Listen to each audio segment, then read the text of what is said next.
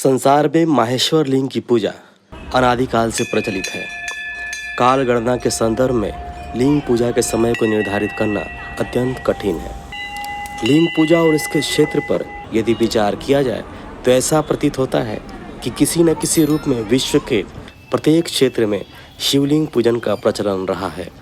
ईसाई धर्म के प्रचार से पहले पश्चिमी देशों की विभिन्न जातियों में सर्वत्र लिंग पूजा होती रही है।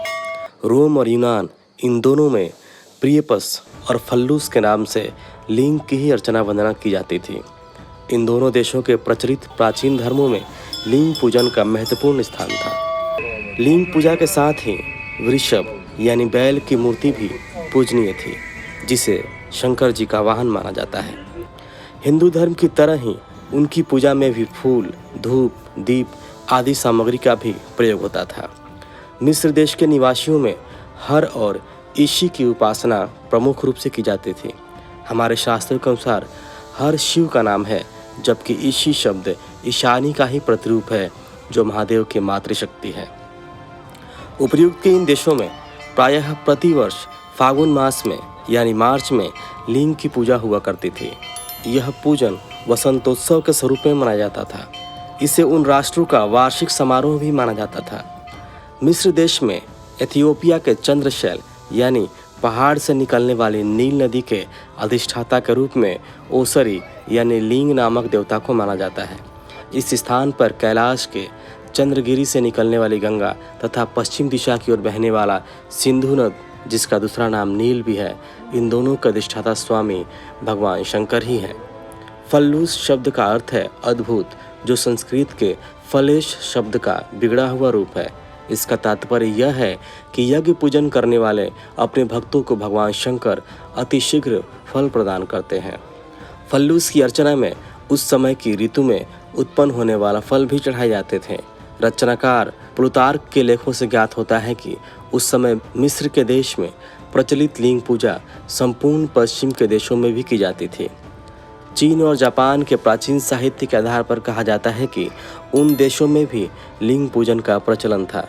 वहाँ की उपलब्ध पुरानी मूर्तियों को भी देखकर ऐसा आभास होता है कि अमेरिका के महाद्वीपों के प्राचीन निवासी लोग भी लिंग पूजा किया करते थे। दो हिस्सों में विभक्त ईसाइयों के मूल धर्म ग्रंथ के पुराने सुषमाचार नामक भाग में राजाओं की पुस्तक के 15वें अध्याय में एक कथा आती है। उसमें कहा गया है कि रेहोबोयम के पुत्र आशा ने अपनी माता मामका को लिंग के समक्ष बलि चढ़ाने से रोका था। इस बलि प्रकरण से क्षुब्ध होकर आशा ने क्रोध के आवेश में उस लिंग मूर्ति को तोड़ डाला था। यहूदी धर्म में भी लिंग पूजा का प्रमाण मिलता है। यहूदियों के देवता बेलफेगो की पूजा लिंग मूर्ति में ही की जाती थी। फ्रांस आदि देशों में अब लिंग पूजा दिखाई नहीं पड़ती है, किंतु वहाँ के प्रमुख प्रसिद्ध स्थानों में लिंग दर्शन आज भी होता है। वहाँ के धार्मिक स्थानों, संग्रहालयों आदि में लिंग के स्वरूप में पत्थर स्मारक की स्थिति में सुरक्षित किए गए हैं। इससे स्पष्ट होता है कि फ्रांस सहित अनेक देशों में प्राचीन काल में लिंग पूजा प्रचलित थी। पूर्व काल में पश्चिमी देशों में लिंग पूजन का इतना अधिक प्रचलन था कि लिंगार्चा नाम से एक संप्रदाय ही प्रसिद्ध हो चुका था। हमारे देश में प्रसिद्ध लिंगायत संप्रदाय शैव मतावलंबियों के हैं, जो दक्षिण भारत में जंगम कहलाते हैं। शास्त्रों के अनुसार प्रलय की अग्नि में सब कुछ भस्म होकर शिवलिंग में ही समाहित हो जाता है। सृष्टि के प्रारंभ में सब लिंग से ही प्रकट होते हैं। शिवलिंग की पूजा तथा उनके दर्शनों से आध्यात्मिक स्वरूप की झलक मिलती है। लिंग मूर्ति के रहस्य को जानने वाले तत्वज्ञ शिव भक्तों को उनमें ही संपूर्ण पृथ्वी के पदार्थों का अनुभव होता है।